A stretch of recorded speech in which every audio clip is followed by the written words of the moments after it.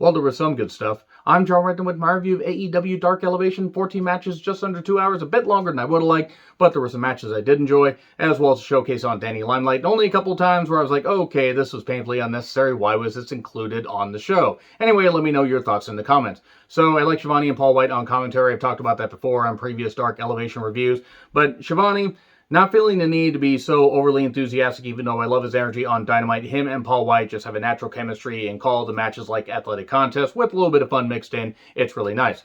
So David Ali versus Lee Johnson. Nice athletic contest here. Both are young and are going to get better. Ali had some nice strikes and some nice counters, including an uppercut counter when Lee Johnson tried to jump off the ropes.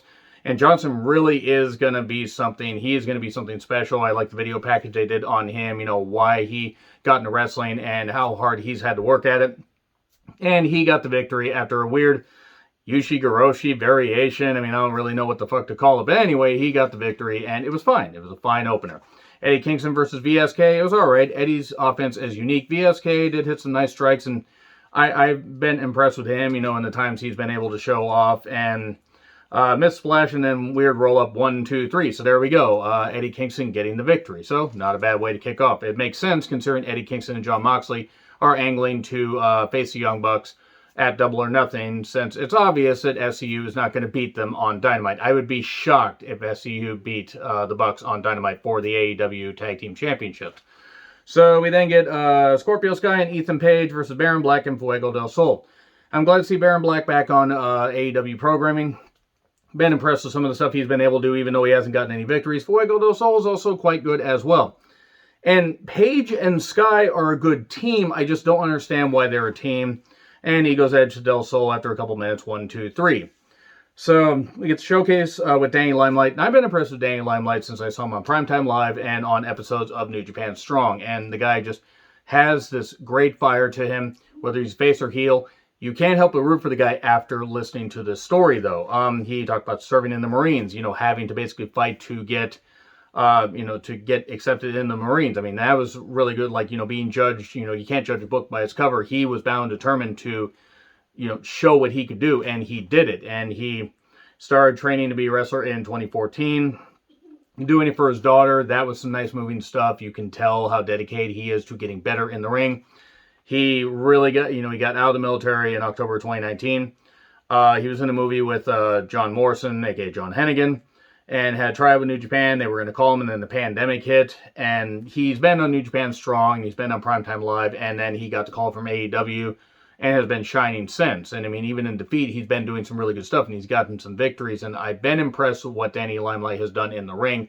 You just see his desire to get better, and this really, this really was inspiring shit. I really hope that AEW features him.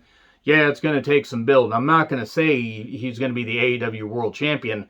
Maybe not even in a couple of years, maybe not ever, but is he going to be somebody that could compete for the TNT Championship? Absolutely. Is he somebody that has the drive to succeed? Absolutely. Doesn't have to just be in AEW. I'm just glad they're giving him this opportunity, because I'm impressed with him, and for somebody that has been in wrestling for only a little bit of time, even though, even though you can see the talent, it's just nice to see the, roots of what has inspired him to get even better. This was really, really good stuff, and this could definitely make somebody a fan of Danny Limelight, even though, like I said, many other people have been impressed with him, in the times that he's been, like on, Primetime Live, New Japan Strong, and any other programs he's been on.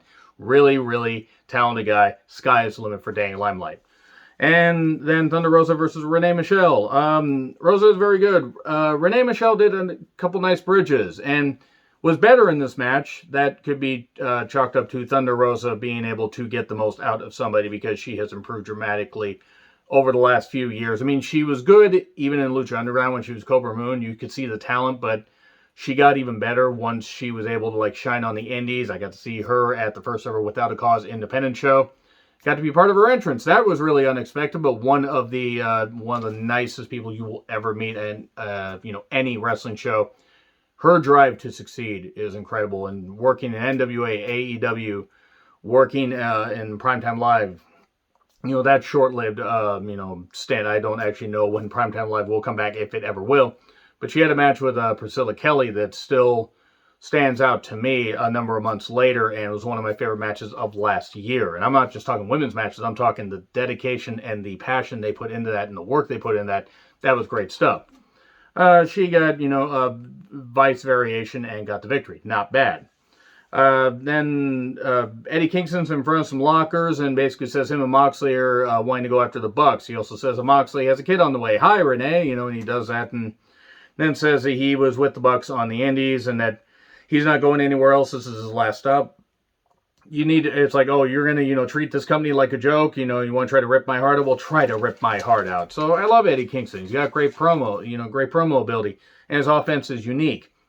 I really hope that once he is done wrestling, because he has been wrestling for 19 years, and I don't know how many more years he has left, like especially doing it full time. I hope he does commentary and does stuff like that and manages, because Eddie has a great mind for wrestling, and his story is one where you can use as a tale, like, don't give up on what don't give up on your dreams, and always be you, because by God, Eddie Kingston is just himself with the volume turned up.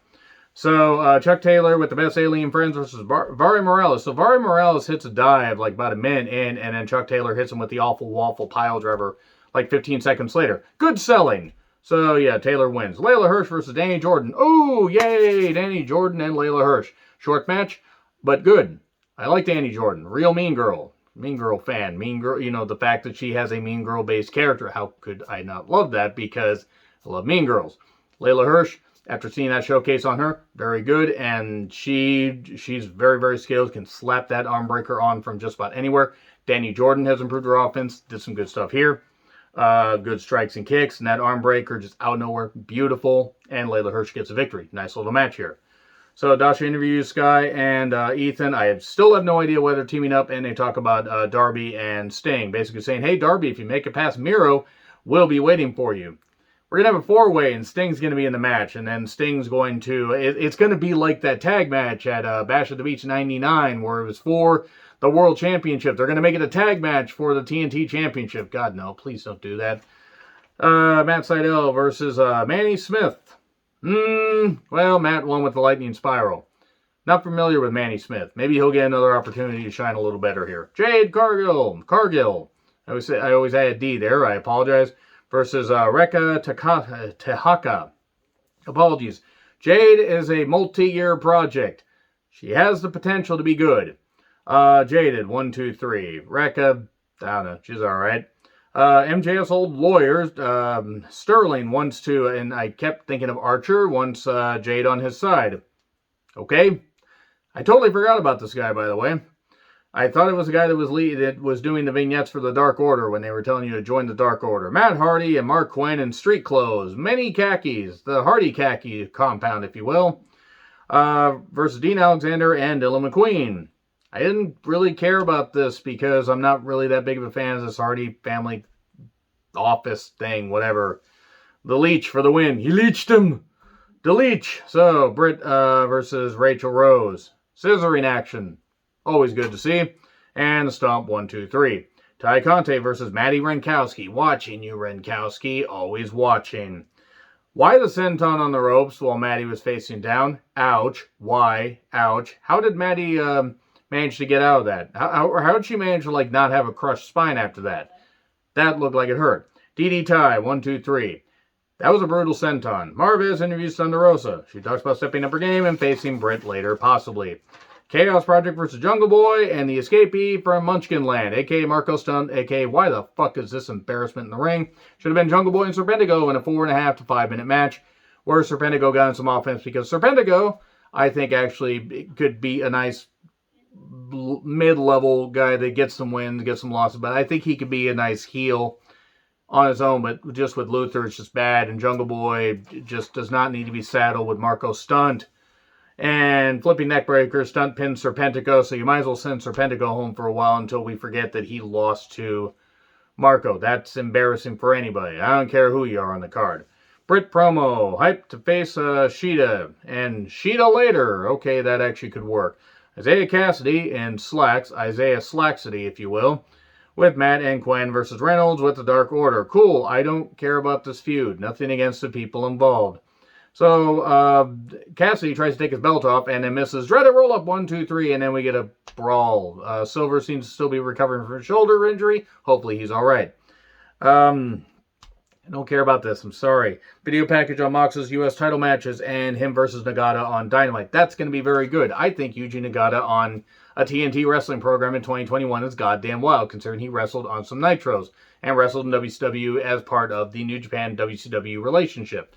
And Nagata can still go, so I think you give him at least 12 minutes. I think they're going to do some good. Moxley versus Danny Limelight. Danny Limelight had a good chance to shine here. Him and Moxley cutting a good pace here. Danny Limelight would not quit. Moxley was working more heelish here, even though Danny could work either. Obviously, Moxley's more the cool anti-hero.